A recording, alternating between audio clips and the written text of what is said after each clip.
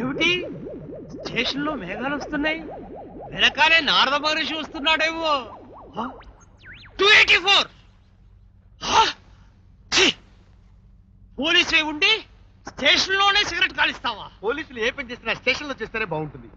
ఏ పని చేసినా సెల్లో చేస్తే ఇంకా బాగుంటుంది. ఇంటికంటే గుడి పదిలం కొందరికి, గుడి కంటే స్టేషన్ పదిలం అందరికి. బాబా ఎలా ఉంది నాలేది? ఇప్పుడే అర్థమైంది ఆత్రేయ గారు ఎందుకు చనిపోయారని. నిన్ను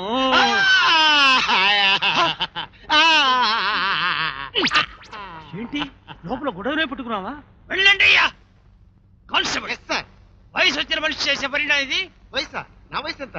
జస్ట్ 24. 25. 24. రామయ్య గారు. Yes madam. 24. ఏంటి గొడవ? ఏమి లేదు మేడం.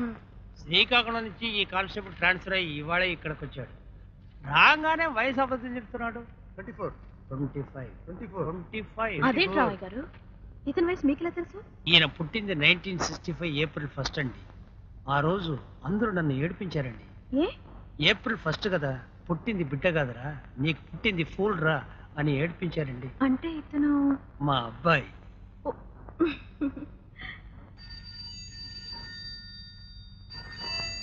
హలో సార్, ఇప్పుడే వచ్చేస్తున్నాను సార్.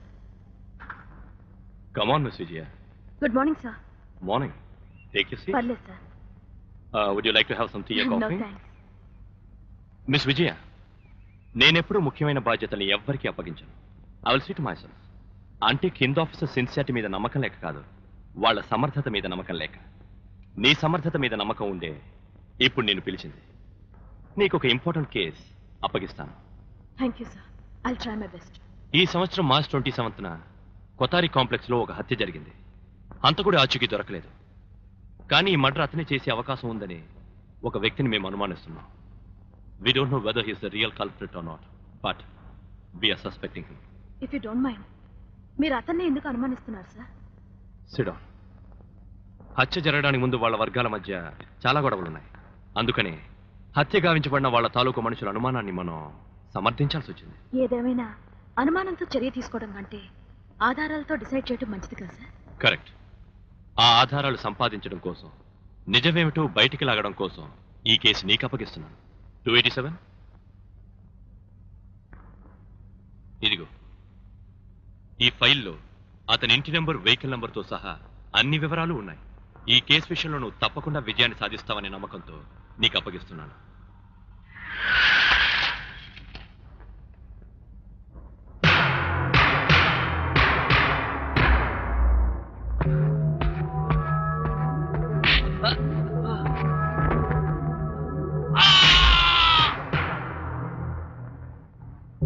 అశోక్, లా చదివిన స్టూడెంట్ అయ్యండి ఈ కొట్టడాలు, అరెస్టులు, బెయిల్లు.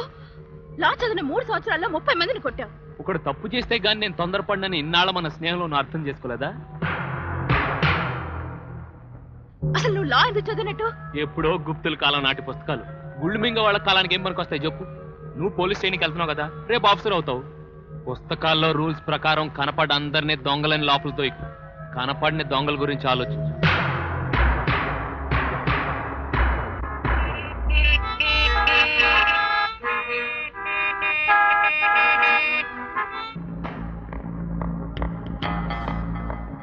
రామయ్య గారు. Yes madam. మార్చ్ 27న కోతారి కాంప్లెక్స్ లో ఒక మర్డర్ జరిగింది కదా? అవునమ్మా.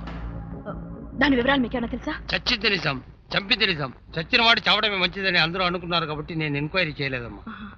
సాంబయ్య. Yes madam. మనం వెంటనే కోతారి కాంప్లెక్స్ వెళ్ళాలి.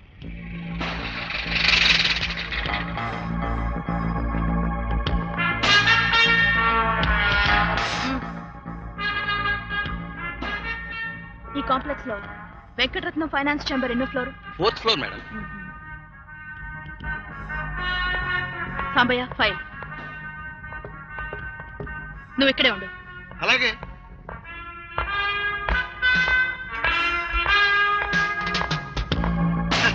మట్ట దర్గాకి వెళ్తే ఏం దొరుకుతుంది ఇవిడికి? ముందైతేనే హెల్ప్ చేసేవాడిని. ఒక్క దమ్ము కొడితే దుమ్ము లేచిపోద్ది. ఐడియా ఎలా ఉంది లిరిక్? అసలు మర్డర్ ఈవిడే చేసిందేమో, లేకపోతే నేనా? అంతే మరి మనం వెళ్ళకపోతే ఏం దొరుకుతుంది? ఏమీ దొరకదు.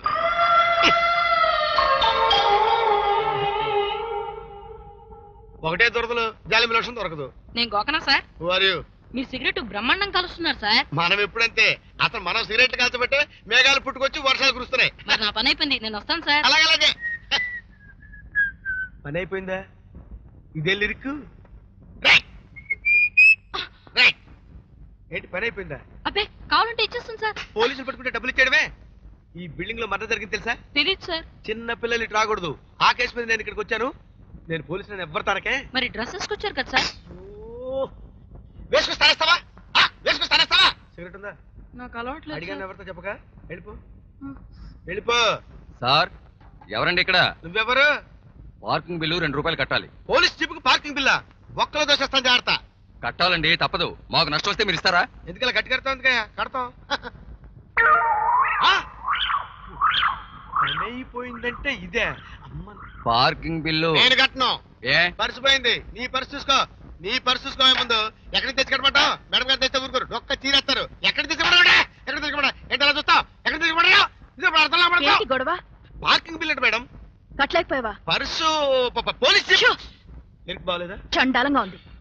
ఎంత? 2 రూపాయలు. హ్మ్.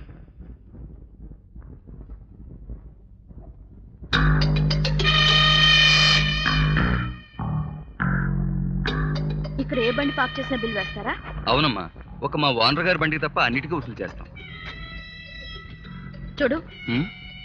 మార్చ్ 27న ఒక మర్డర్ జరిగింది కదా. అవును మేడం. ఆ రోజు పార్క్ చేసిన వెహికల్స్ డూప్లికేట్ బిల్స్ అన్ని నాకు తీసుకొచ్చి ఇవ్వు. ఎందుకు?